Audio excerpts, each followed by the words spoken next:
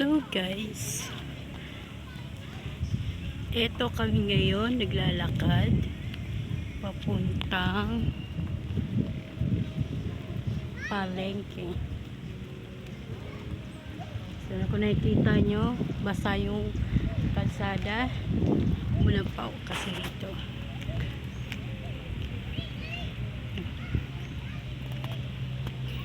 May private center ito.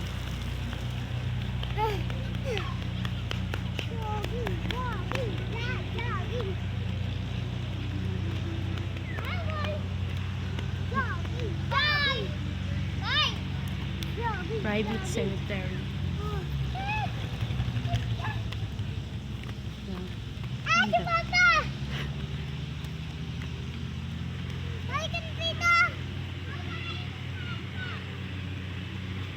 Ganda po rito.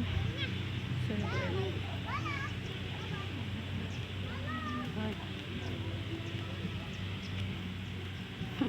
nakakahingal. Pataas kami. So mamaya update namin kayo pag nasa palengke na tayo.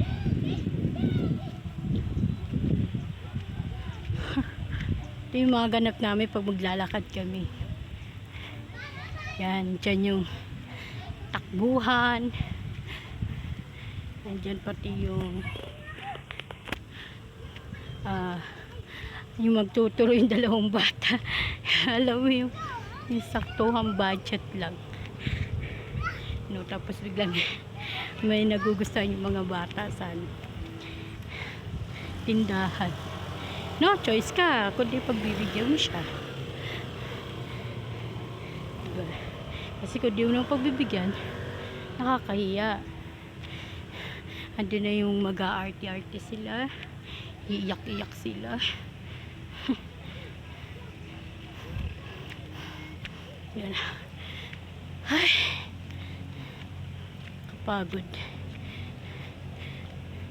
kapagod umakyat. So laki niya ito, dalawa yan sila rito, pareho silang private cemetery, pero allowed na mo pumasok dito. Kasi doon sa may kabila, mamaya pakita ko sa inyo.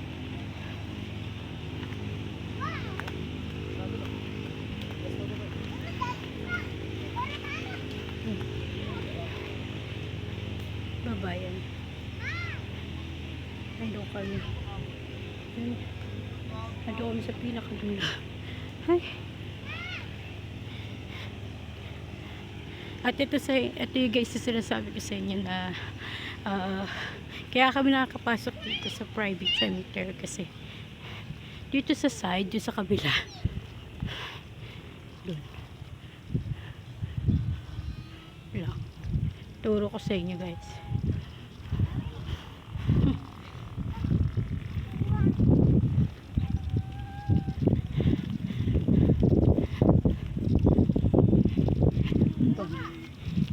Okay na rin ito, maglakad kami or exercise.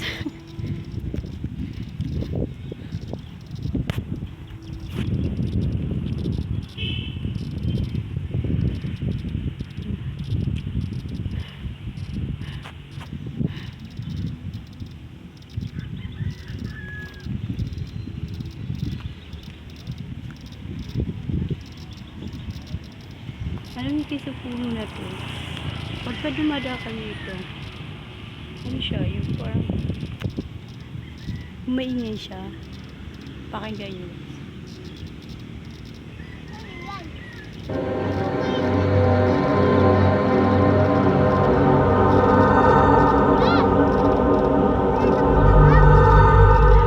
Di namin alam kung ano yun, kung saan nagagaling yung yun.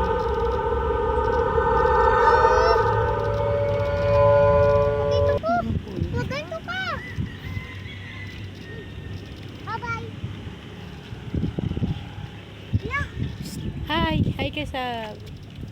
Hi ka, hi. Hi. Gulo ng buhok. Hi!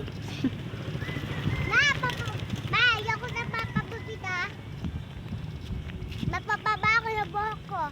Papaba ka ng buhok. Opo, tagad ko yung utali ko. Oo.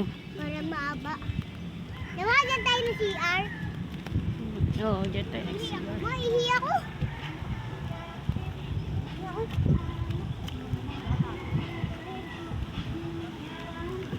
Balik tayo doon kanina, sinabi ko. Naku, bakit kami nakapasok kami dito sa private cemetery. Baka nagtataka kayo kung bakit kami nakapasok. Kung private cemetery. Siyempre may magtatanong. Kaya unahan ko na kayo. Advance.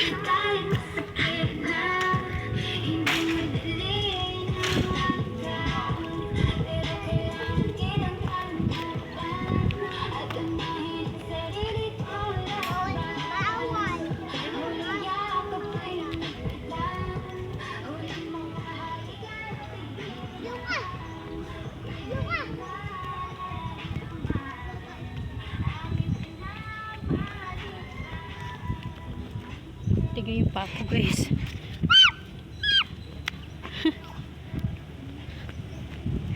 Dumi na. So yan, kung nakikita nyo may mga dumadasakyan dyan, ito yung sinasabi ko na dapat dito magsasali sa inyo. Dahil na umulan, so kinakailangan namin meron kami sa cemetery. Yan. Ito na yun. Pinaka talagang highway. Pero ito ay ano yan, second gate. Yung pinaka first gate to sa unahan na pinasukan.